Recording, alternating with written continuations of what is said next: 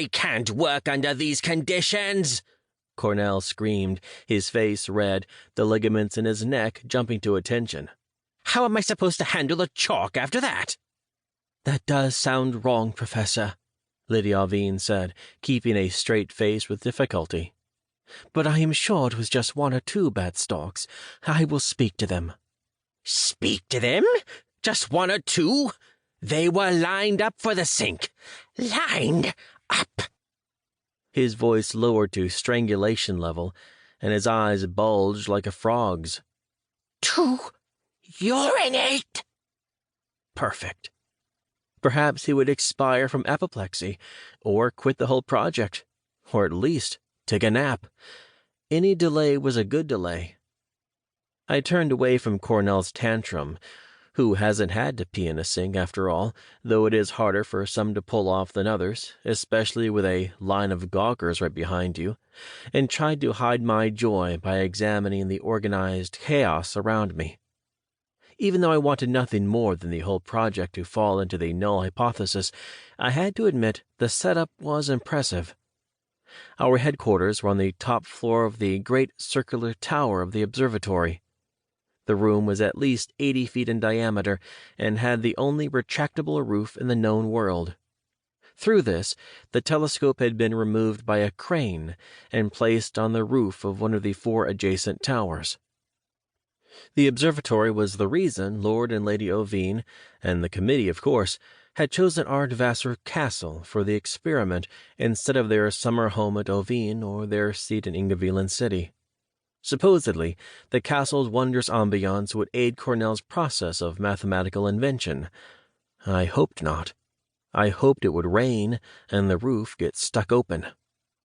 Perhaps I can ensure that. "What are you thinking so hard about, Luciana?" Gil Harbinger's voice startled me so badly that I almost jumped out of my knickers. Good luck keeping this crowd of soldiers in line if that happened. I turned 90 degrees to face the old wizard.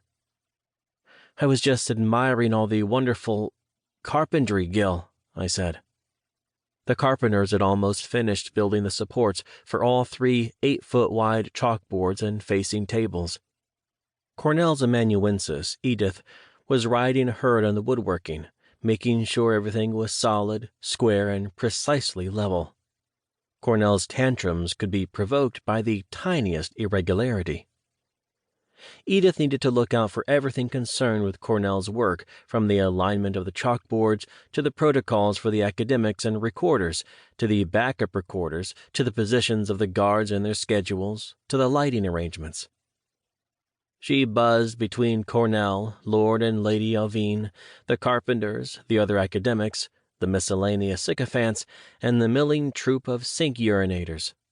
I wondered how Edith managed to look so lively and young, despite what I knew to be her age, pulled between so many people, working for a man so petulant and demanding.